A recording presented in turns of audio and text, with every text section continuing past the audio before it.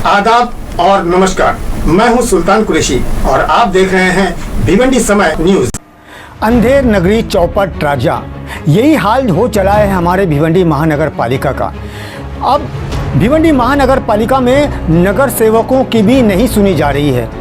इसीलिए आज ward number 5 के नगर सेवक बाबा बाउद्दीन ने एक ऐसे कार्य को करके बता दिया जिससे पूरे शहर में हाहाकार मच गया। यानी उन्होंने वार्ड के कचरे को लाकर भिवंडी महानगर पालिका के दरवाजे पर डाल दिया और उन्होंने कहा है कि जल्द से जल्द वार्ड की सफाई नहीं हुई, कचरे को उठाया नहीं गया तो इससे बड़ा कार्य करके बताने की हिम्मत भी मैं रखता हूँ। आज जो भिवंडी शहर में वाकया पेश आया है, महानगर पालिका पे एक धब्बा लगने वाली बात है कि एक नगर सेवक जो वार्ड के लोग जिन्हें चुनकर नगर सेवक में महानगर पालिका में भेजते हैं, उनकी तमाम समस्याओं को हल करने के लिए जब उन्हीं की नहीं सुनी जाती है तो आम जनता का क्या हाल होगा। यानी अगर हम इस महानगर पालिका को निकम्मी महानगर पालिका कहा जाए तो ये बुरा नहीं होगा, क्योंकि महानगर पालिका जिस घंटा गाड़ी को ठेका दिया है कचरा उठाने का, वो घंटा गाड़ी वाले हड़ताल पर जा बैठे हैं। यानी अगर वो हड़ताल पर जा बैठे हैं तो इसमें गलती किसकी है? नगर सेवक की है, आम जनता की है या नगर पालिका की है? इसका फैसला तो आने वाले दिनों में होगा। फिलहाल आपको ये बता दें कि शहर में जहाँ जहाँ कचरे पड़े हैं उसे जल्द से जल्द उठाकर शहर को साफ करने की ज़रूरत है। बताया ये जाता है कि भिवंडी महानगर पालिका में घंटा गाड़ी वालों की कई महीनों से पगार नहीं दी है, इसीलिए वो लोग हड़ताल पर चले गए हैं और कचरा दिन ब दिन वार्डों में बढ़ता चले जा रहा है, जिससे एक भयानक बीमारी फैल सकती है। क्योंकि कोरोना की महामारी से तो लोग अब तक निकले नहीं हैं, लेकिन एक दूसरी बीमारी शहर भर में ना फैल जाए, इसलिए आज वार्ड नंबर 5 के नगर सेवक फराज बाबा ने सारी हदें पार करने के बाद ही महानगर पालिका के दरवाजे पर जाकर वार्ड का कचरा डाला और उन्हें चेतावनी दी है। उन्हें बताया है कि अगर जल्द से जल्द वार्ड के कचरे की सफाई नहीं हुई तो हम इससे बड़ी हरकत भी करने से बाज नहीं आएंगे। आइए इसी सिलसिले में हमने मुलाकात की है फराज बाबा से और जानते हैं और क्या कुछ कहते हैं वो इस वार्ड के ताल्लुक से, कचरे के ताल्लुक से, महानगर पालिका के ताल्लुक से। सबसे पहले तो मैं आपको ये बताऊं कि आज से 10 दिन पहले घंटा गाड़ी वालों ने एक दिन की हड़ताल किए थे। 10 के 11 दिन इस बात को हो गए। तो उस वक्त मैंने कमिश्नर साहब से कांटेक्ट किया था, उनसे कहा था कि घंटा गाड़ी वाले हड़ताल कर रहे हैं, इनका क्या इशू है साहब देख लीजिए। तो उन्होंने मुझसे वादा किया था बाबा मैं देखता हूँ क्या इशू है। अब जब मैंने पता लगाया कि इशू क्या है तो मुझे ये पता चला कि 5 से 6 महीने हो गए उनका पेमेंट नहीं दिया गया। यहाँ मसला उनके पेमेंट इशू नहीं है, यहाँ मसला है कि शहर का कचरा क्यों नहीं उठ रहा है।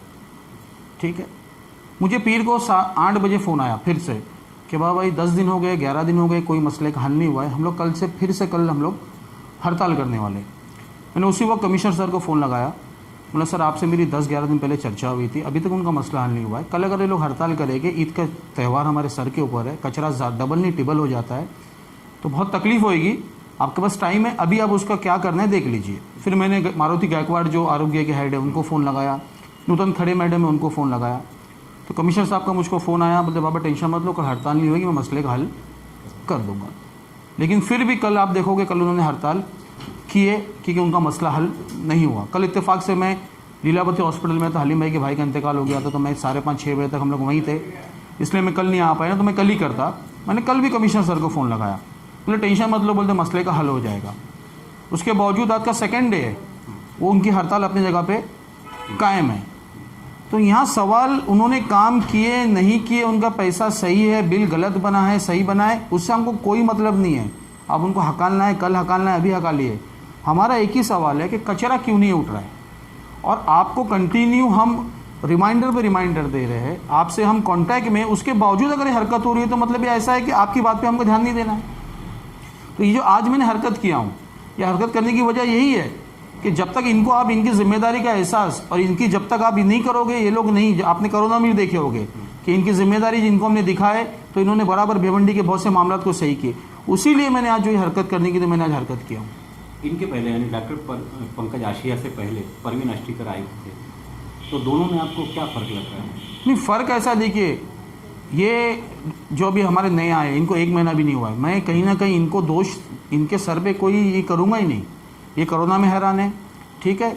इनमें अच्छा ही है, ये खुद एक MBBS डॉक्टर है, यंग ब्लड है, ठीक है। कहीं ना कहीं मुझे पूरा यकीन है कि ये भिवंडी के लिए डिलीवर करेंगे। कोरोना में कर भी रहे, उन्होंने बहुत सी चीज़ें कोरोना में इन्होंने अच्छा स्टेप लिए, वो कचरे का भी करेंगे।